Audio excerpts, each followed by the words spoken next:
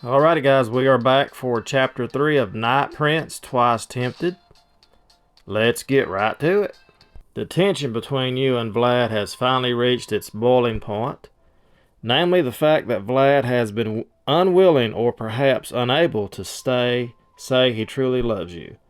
Now you stand before him desperate with one last plea to save what the two of you have. Tell me you love me and we can make this work. Hell, tell me you're open to the idea of loving me and I'll stay. Tell me anything except to resign myself to always ranking a distant second to your own coldness. Amber, I can't. You're such a stubborn ass, I know. You're breaking my heart. Just let's go, I know. You're the famous vampire legend, Vlad. The thought of you settling down is almost laughable. I'm sorry, Vlad. I can't be with you. It hurts too much to be close to you, but continuously pushed away. You're leaving me? What choice do I have? I know how this will all end. I watched my own mother give everything to a man who kept rating her as second best. I refuse to make that same mistake. It's not safe. If Segalin manages to survive, he could come after you. He's dead, Vlad. Even if he did survive, my abilities are a shadow of what they used to be. He'd have no use for me now. Please tell me that's not the only reason you want me to stay. Say that there's a chance for us. Vlad only stares, his gaze changing from copper to emerald. Well, I can't say it. And back while the fire blazes on in the fireplace. I'll never forget you. I'll say I'll never forget you. We'll do that. It's just simple. You know that, right? Still, he has nothing. The fire flares so high that it breaches the grate and licks up the wall as Vlad pyrokinetic powers surge. When he reaches the ceiling, you start towards it with an instinctive urge to douse the flames. Oh. In an instant, they vanish with a wisp that leaves nothing more than a trail of smoke. By the time you turn around, Vlad is gone. The next few hours are some of the most difficult of your life. You gather your things, say your goodbyes, and get ready to go. Yeah, whatever. Leave Vlad with a note telling him, I'm just gonna leave. It's best not to do that. It would just hurt too much. That'll save some gems anyway. It's not like they're gonna stay separated. We know better than that. Vlad doesn't see you out himself. Maximus is put in charge of getting you home safely. Vlad really insisted on me taking all this stuff with me. I told him I didn't want any of it. I came back with the clothes on my back, and that's how I intend to leave. It's not up to you. Vlad's ordered to take your jewelry and outfits with you. What you do with them once you're home is up to you. It was sweet of him to make me keep these. I'm tossing them when I get home. You really just do everything Vlad says. I'm going to say I'm tossing them when I get home. Like I said, that's up to you. Though I wouldn't recommend it. This stuff is very valuable. Well, I guess this is goodbye. Not yet. I'm traveling with you to ensure safe travel back with Marty. Let me guess, Vlad's orders? What about me? No one cares if I make it back to my apartment in one piece. Sharpnel taking care of you.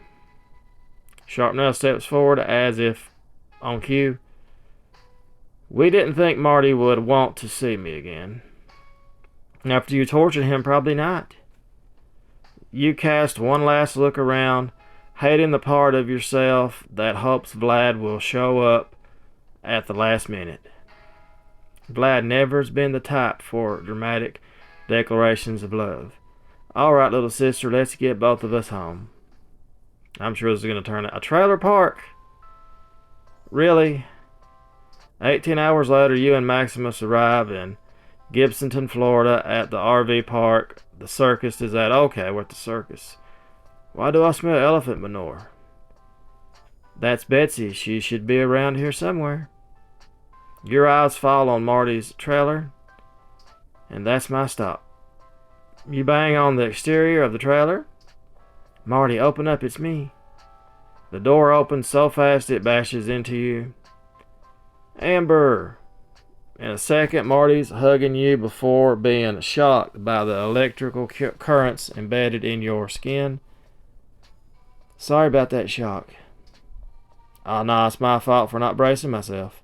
I should have known better by now. Besides, I'm tough enough to take it. I didn't expect to see you. What's going on? The thing you warned me about. Vlad broke my heart. Guess I'm one of those people who learned the hard way. He sighs before giving you another hug.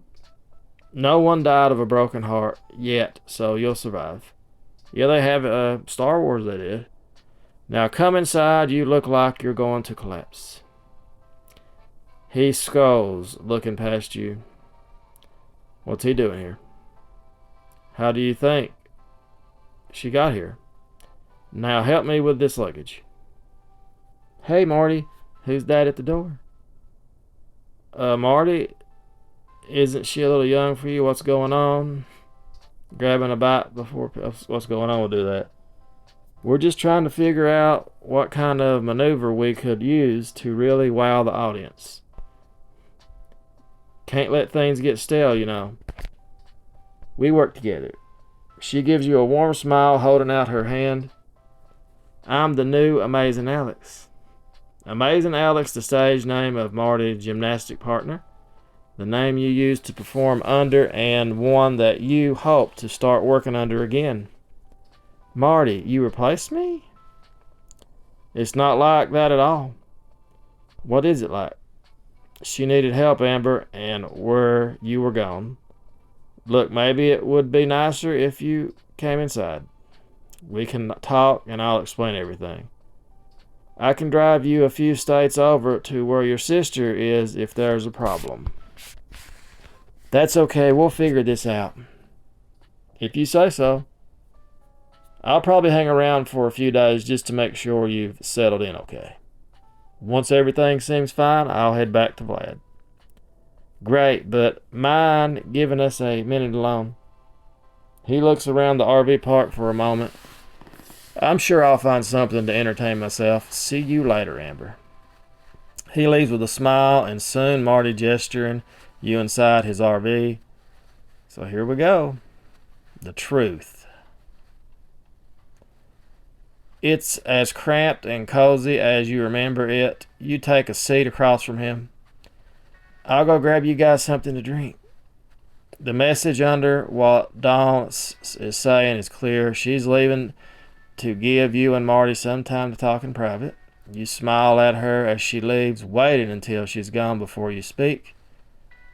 She seems sweet. We'll do that. She's a good kid. Fell into a rough place, and I've been trying to help her out. I'm guessing she's broke and desperate. Being a carny isn't exactly the most people's dream jobs. She nods glumly. Yeah, plus she's got a warrant on her petty theft, multiple counts. People seem to forget that eating isn't free, and she didn't have a choice. She could pull a small stretch if they catch her. Wow, geez, so it's bad? Look, we have to let her finish this event, but I'll tell her she has to find another gig after. Bill, the Beetle Man, could use an assistant. We can't all work the job together? No way the boss is going to be willing to pay for two acrobatic assistants with things as tight as they are. Thanks, Marty, I appreciate it. I'll just do that. Of course, kid. He places a warm hand against your shoulder. You're my number one, don't forget that. I'll do what I can to help Dawn out, but I'm not going to keep you from taking your job back.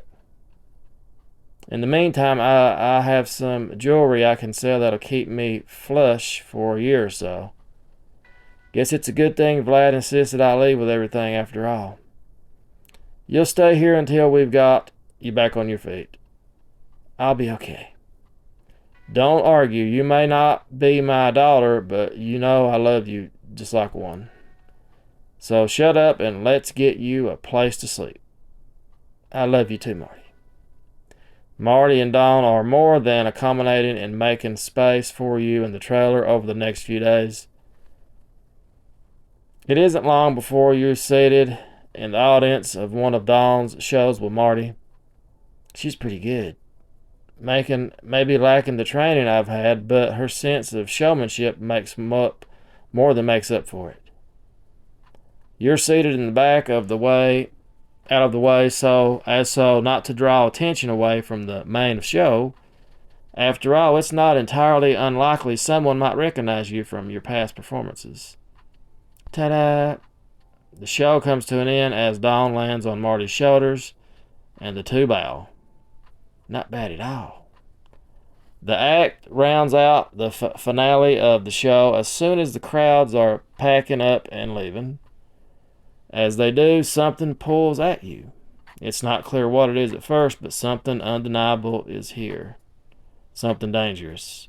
It's not your powers talking this is time. Something else, intuition and learning knowledge, are screaming at you. Marty isn't the only vampire here. There's someone else. Locate the vampire. Let's try to do that. Your time with Marty and Vlad have, if nothing else, taught you one thing: how to spot a vampire in a crowd. There's a unique way to the way they move, carry themselves with a grace humans lack. And there's one standing right in front of you. A girl. Her eyes are transfixed on the stage on Dawn. Hopefully they're just a carnival goer. Of course, something tells me it's more complicated than that. It always is. You keep your eye on the woman for a bit, watching her until the show ends. She leaves without causing any trouble, but something tells you she'll be back. Well, at least I know who to look out for. I don't want to profile, but a strange vampire with a fixation on Dawn has the potential to be very bad. I'll have to tell Marty once he gets out. You go back to Marty's trailer and grab your jewelry, then head to Edgar's trailer. Edgar the Hammer travels with the carnival and is well known for his tough practices but fair prices. If I'm going to pawn some of the jewelry Vlad gave me to afford food and expenses, this is the place. You knock on the door, a gruff voice tells you to enter, and so you do.